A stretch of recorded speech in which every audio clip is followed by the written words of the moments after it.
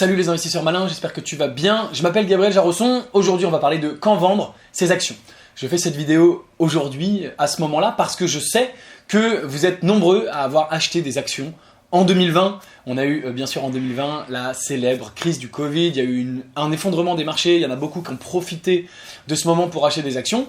Et donc tu as peut-être des actions en bourse, tu réfléchis peut-être à te lancer sur la bourse. Et la question, bien sûr, c'est de savoir, c'est bien beau de les avoir achetés, mais si on veut gagner de l'argent, à un moment, il va falloir les vendre, puisque tant qu'on ne les a pas vendus, les gains restent virtuels. Il y a bien un moment où il faut vendre ces actions. Et donc toute la question est de savoir quand est-ce qu'on va vendre ces actions. C'est exactement ça dont on va parler aujourd'hui. C'est parti.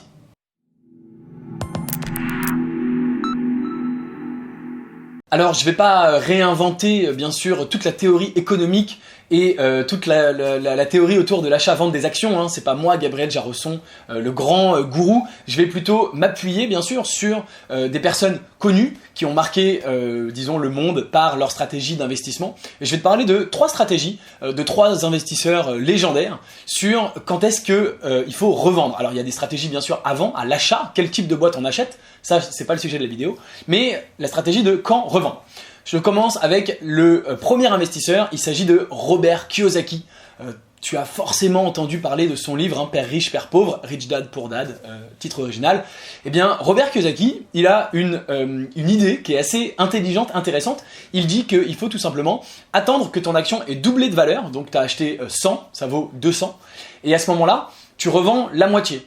Ça veut dire que tu vas récupérer ta mise initiale, tu avais mis 100 au départ, et bien tu vends la moitié, tu récupères 100, ce qui te permet finalement de revenir à zéro, d'avoir finalement investi gratuitement, mais il te reste encore la deuxième moitié que, comme si tu ne l'avais pas payé d'une certaine façon, parce qu'encore une fois tu as récupéré ta mise initiale, et du coup cette deuxième moitié tu vas pouvoir la garder aussi longtemps que tu veux, de façon quasi infinie. Donc ça c'est une première méthode qui est vraiment intéressante, qui est sympa, parce que tout simplement, ça veut dire que effectivement c'est comme si tu investissais gratuitement, comme si tu avais des actions gratuites. Alors bien sûr, reste à savoir qu'est-ce qui se passe si tes actions doublent pas. C'est aussi bien sûr une possibilité, mais en tout cas c'est intéressant comme technique. Effectivement, ça permet aussi de, si tes actions effectivement ont doublé, de garder quand même une partie, mais de te sécuriser. Et si jamais ça va à zéro, tu auras au moins récupéré ta mise initiale. C'est important parce que il y a cette notion, il y a des gens qui veulent par exemple vendre 100% de leurs actions quand elles ont doublé, ou même quand elles ont pris 50%, tu vas voir, on va y revenir dans la suite avec une autre technique. Et pour autant, les gains en bourse, ils peuvent être beaucoup plus importants que d'avoir doublé. Et donc il y a des gens, si tu vends tout quand ça a doublé, tu peux aussi potentiellement te priver, si l'action elle fait x10, et que tu revends quand ça a doublé, tu vas te priver d'une grosse partie des gains qui vont arriver après. Et donc c'est ça qui est bien sûr intéressant avec la technique de Robert Kiyosaki, c'est que tu récupères ta mise, tu enlèves le risque, mais si l'action fait x10, il te restera quand même une partie et tu seras quand même exposé à la hausse. Alors, ça me permet de faire tout de suite la transition avec notre deuxième investisseur légendaire. Et là, sans surprise, évidemment, on va faire appel à notre cher Warren Buffett, l'oracle d'Omaha. Warren Buffett, lui, il a une vision très simple, basique, bête et méchante. Il dit « je ne revends jamais ». Point final. Et c'est justement pour profiter de ces gains exponentiels qui vont avoir lieu sur le long terme ou sur le très long terme. Si on prend l'exemple de Coca-Cola, Warren Buffett il a acheté Coca-Cola en 1974, tiens-toi bien, et en 2020, aujourd'hui, il n'a toujours pas revendu ses actions, c'est-à-dire plus de 45 ans plus tard, il n'a toujours pas revendu, et grand bien lui en a pris puisque l'action continue année après année à monter, continue après année à lui verser des dividendes qui augmentent, et donc chaque année il gagne plus d'argent que les années précédentes, et heureusement, grand bien lui en a pris, il a jamais revendu. Il a aussi fait cette erreur, Warren Buffett, ça lui est arrivé, par exemple, il a acheté l'action Walt Disney, également dans les années 70, je te dis ça de mémoire, mais je crois que c'est dans les années 70 aussi, ou peut-être 60. Il a acheté l'action Walt Disney à un prix ajusté du prix actuel de 30 centimes à l'action, et il a finalement revendu à 48 centimes à l'action. Il a acheté à 31, il a revendu à 48, et aujourd'hui l'action elle vaut plus de 90 $. Donc tu vois que s'il avait gardé l'action, s'il avait eu le courage de garder l'action pendant 40 ans, il aurait complètement explosé son retour sur investissement, parce que tu imagines une action que tu achètes 30 centimes et qui vaut 90 $, c'est un fois 270 sur ton investissement, c'est juste monstrueux évidemment. Donc tu vois que il a aussi fait des erreurs, il a appris de ses erreurs, aujourd'hui il ne revend absolument jamais. Ça a donc cet avantage absolument énorme que tu te prives pas de gains sur le très long terme.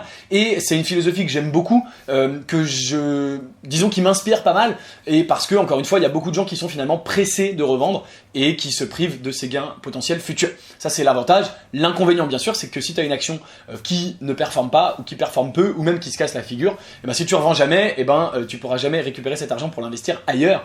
Et donc, reste à bien sûr avoir fait le bon choix au départ, et c'est là bien sûr où le génie de Warren Buffett intervient, et personne ne peut prétendre, ni toi ni moi, choisir aussi bien les actions que Warren Buffett, puisque c'est vraiment son coup de génie et vraiment sa zone de haute valeur ajoutée, là où il est extrêmement fort. Il est probablement d'ailleurs l'un des meilleurs au monde là-dessus. Un autre coup de génie, bien sûr, de Warren Buffett pour terminer, c'est que, ne jamais revendre permet d'éviter la fiscalité. Tu le sais, lorsque tu revends une action, tu as une taxe sur la valeur ajoutée, c'est-à-dire une taxe sur la plus-value qui est de 30%. En France, c'est d'ailleurs pareil aux États-Unis, 30% de la plus-value que tu as réalisée sur ton action va être taxée. Donc si tu as acheté à 100 et que tu revends à 200, tu as fait une plus-value de 100, tu as 30 qui va à l'État et toi, il te restera 170. Notre ami Warren Buffett, puisqu'il ne revend jamais, il ne paye jamais d'impôt sur la plus-value finalement.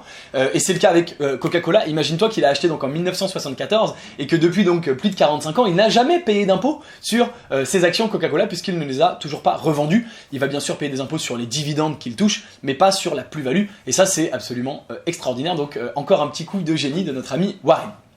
On termine avec la troisième technique, le troisième investisseur de génie dont je voulais te parler. Il s'agit tout simplement de Benjamin Graham. Pour la petite histoire, Benjamin Graham est un investisseur légendaire connu et c'était le professeur de Warren Buffett à l'université. C'est lui qui a initié Warren Buffett à l'investissement et au fait de trouver des bonnes sociétés, des sociétés sous-évaluées.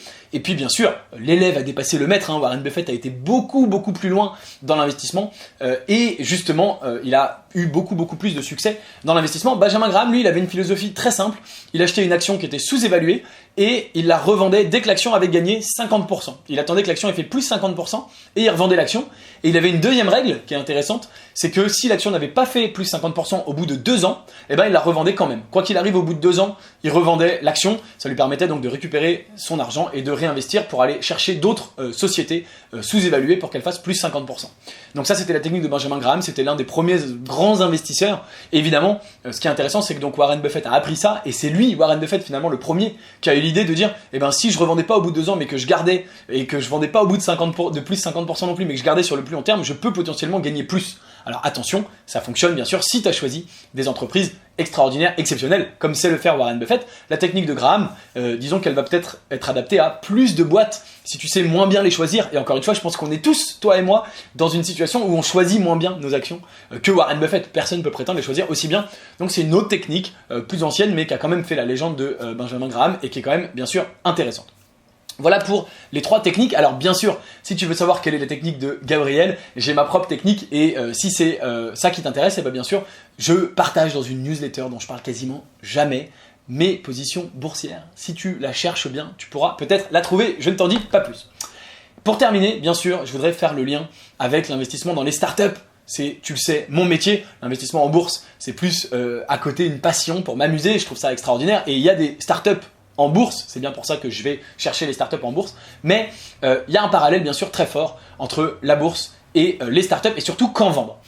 Tu le vois, on peut parler des heures, ça fait moi quelques minutes, mais on pourrait parler des heures de quand vendre ses actions, quel est le moment opportun. Et à tout moment, bien sûr, quand tu as une action, tu te dis, si je vends maintenant et que l'action continue de monter, j'aurais eu l'air bête. Mais si je vends pas maintenant et que l'action se casse la figure, j'aurais eu l'air bête et on ne sait jamais. Et c'est un petit bonhomme sur ton épaule, une petite voix dans ta tête en permanence qui va te dire tous les jours est-ce qu'il faut vendre, est-ce qu'il faut acheter, etc., etc.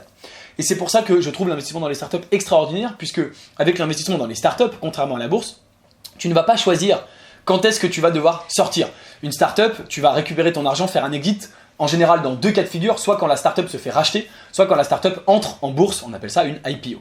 Et bien dans les 2 cas, en général, en tant que petit investisseur, en tant que business angel, en tant que petit investisseur initial au départ de la startup, bien sûr tu as fait une très grosse plus-value. Si la startup se fait racheter ou qu'elle entre en bourse, elle vaut beaucoup plus cher, mais tu ne vas pas choisir de pouvoir vendre ou non, tu vas être obligé de vendre. Alors là, tu te dis, ah bah, c'est une mauvaise nouvelle, je suis obligé de vendre. En fait, c'est une bonne nouvelle, tu es obligé de gagner de l'argent, hein, puisque la startup, en général, quasi systématiquement, va valoir beaucoup plus. Si elle se fait racheter, c'est qu'elle vaut de l'argent. Si elle entre en bourse, c'est qu'elle vaut beaucoup d'argent. Donc, tu es obligé de sortir. Et alors, bien sûr, ça peut vouloir dire que parfois, tu sors trop tôt par rapport à ce que tu aurais voulu. Je te donne un exemple. En 2020, avec le club privé, on a fait un exit dans une startup qui s'est fait racheter 6 mois après notre investissement et on a fait seulement plus 50% sur notre investissement. Alors, plus 50% en 6 mois, hein, évidemment, c'est pas mal du tout. Mais vu la trajectoire de la startup, on aurait aimé, au lieu de 6 mois, rester 2 ans, 3 ans, 5 ans et au lieu de faire x2, faire x5, x10, x50, x100. On n'a pas eu le choix. Mais il y a un avantage énorme, et c'est vraiment ça qui me plaît, c'est qu'en fait, ça t'enlève de l'esprit cette petite voix qui en permanence te dit est-ce qu'il faut vendre, est-ce qu'il faut acheter, est-ce que c'est le bon moment, etc., etc. Puisque de toute façon, tu n'as pas le choix. C'est une façon de lâcher prise et de dire ça ne me regarde pas, je n'ai pas le choix, je laisse faire cet investissement. Mais au moins, tu es serein, tu es tranquille, tu n'as pas l'esprit occupé par ça. Et cette tranquillité d'esprit qui va te permettre de te consacrer à autre chose, de ne pas avoir ça en tête en permanence, ça ne va pas t'occuper l'esprit tout simplement, hein, tu le sais. On a tous 24 heures dans une journée et il faut pas avoir l'esprit surchargé, on peut pas penser à 10 000 choses en même temps. Le fait de t'enlever complètement ça de la tête, ça va te laisser le temps et l'esprit libre pour penser à autre chose et ça a une valeur inestimable. Alors qu'il y a des gens qui ont des portefeuilles boursiers qui passent leur vie à réfléchir est-ce que c'est le moment, etc., etc. Donc pour cette raison-là, je trouve que c'est ce soi-disant inconvénient de l'exit qu'on ne choisit pas dans les startups est en fait un avantage. Ça veut dire qu'il te suffit de choisir une bonne startup au départ, d'investir et ensuite c'est terminé. Tu le sors complètement de ton esprit, tu n'y penses même plus et c'est vraiment, ça te change la vie parce que tu es complètement serein. Tu n'as vraiment pas besoin d'y penser du tout. Donc c'est pour moi un avantage énorme et c'est pour cette raison-là, je pense que tu devrais t'intéresser à l'investissement dans les startups. Bien sûr, les startups les meilleures au monde, elles sont dans la Silicon Valley, c'est inaccessible pour un particulier comme toi. Ça tombe bien, j'ai créé le club privé Léonis Investissement dans lequel je te propose d'investir avec moi dans les startups que je vais moi-même dénicher, trouver dans la Silicon Valley et dans lesquelles j'investis mon propre argent personnel, des startups à très fort potentiel qui sortent des meilleurs incubateurs de la Silicon Valley et dans lesquels je te propose d'investir à partir de seulement 2 000 € par startup. Si ça t'intéresse d'investir avec nous, on est plusieurs centaines de membres dans le club privé, tu peux nous rejoindre si tu as plus de 15 000 € par an à investir dans les startups. Si ça t'intéresse, bien sûr, le lien est dans la description de la vidéo, juste en dessous.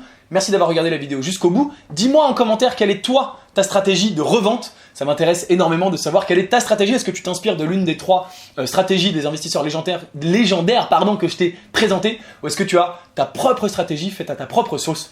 Dis-moi ça en commentaire. Et bien sûr, si tu n'es pas encore abonné à la chaîne YouTube Léonis, abonne-toi, active la cloche, mets-moi un like, partage la vidéo. Tu connais tout ça, ça m'aide beaucoup. Je te dis à très bientôt pour une prochaine vidéo. Ciao, ciao.